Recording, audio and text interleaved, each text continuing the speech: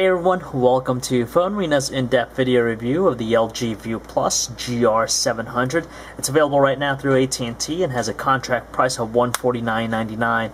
Even though its name has a lot in common with the LG View, which was released a couple years back, it actually has a lot more similarities with the LG Xenon released last year. This device sports a physical slide-out keyboard, also a touchscreen, so we'll see if it's a worthy upgrade to the LG View. When you compare this handset to the LG's View and even the Xenon, this one has actually a modern looking design. We definitely like its choice of materials. Even though it might be plastic, it feels a lot more durable than what was found on the Xenon, even the View. It has a gunmetal colors, which contrasts nicely with the subtle chrome trim around the touchscreen.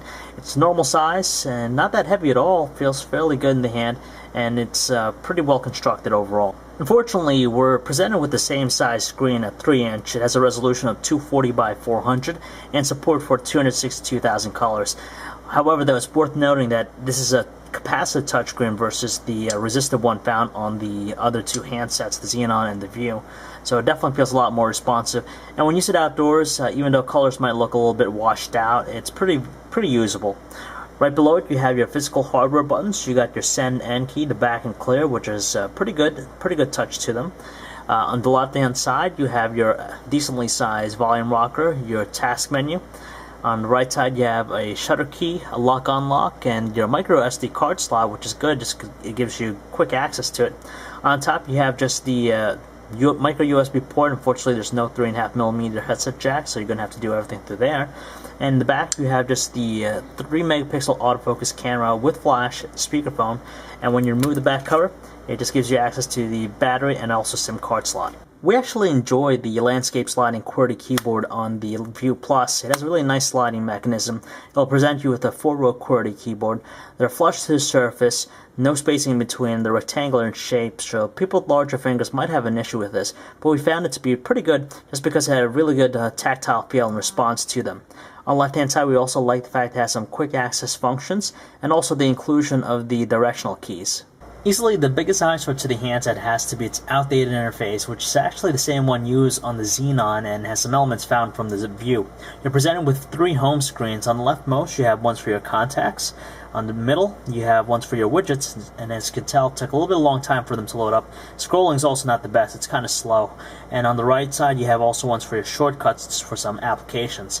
At the bottom, you're presented with 4 icons to get you into some of the functions of the phone, such as the phone dialer, one for your contacts, messaging, and of course the main menu. Granted, though it looks outdated, it's straightforward and easy to use. The messaging experience on the View Plus is pretty good. You're presented with some on-screen functions here. As you can tell, the keypad, when you have T9 enabled, it is fairly responsive and very quick. As always, you'll always have the option to use the physical QWERTY, which is also a decent experience. The web browsing experience is pretty acceptable, especially when you have Opera Mini on board, just because it gives you a pretty good mobile experience. Our website didn't take too long for it to load, thankfully. It's rendered also to fit the length of the screen, so text is automatically reflowed, and scrolling is pretty good, so the overall experience should be more than satisfying.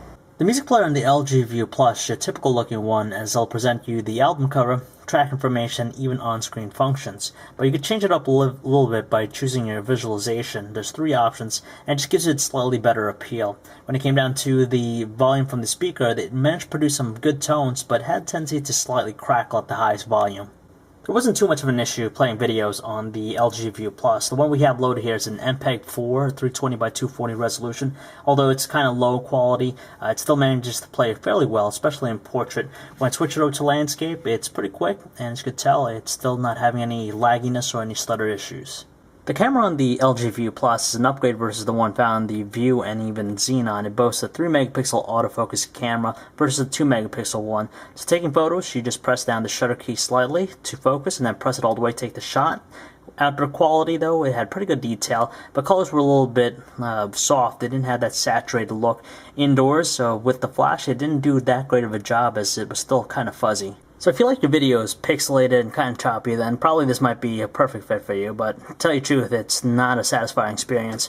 First of all, you're only limited to QVGA resolution, and as you can tell, it's pretty pixelated when you're playing it back, and on top of that, there's plenty of lagginess and choppiness to the video itself. Calling quality in the LG View Plus is rather good just because there wasn't any evidence of background noise or static on our end through the earpiece, and voices sounded pretty good and natural on both ends. Unfortunately though, when we switched over to using the speakerphone, it did produce some muffled sounding voices and even crackled at the loudest volume setting. Battery life, we managed to get approximately 5.5 hours of talk time when the manufacturer has it rated for 3 hours, so it does pretty good in that regard.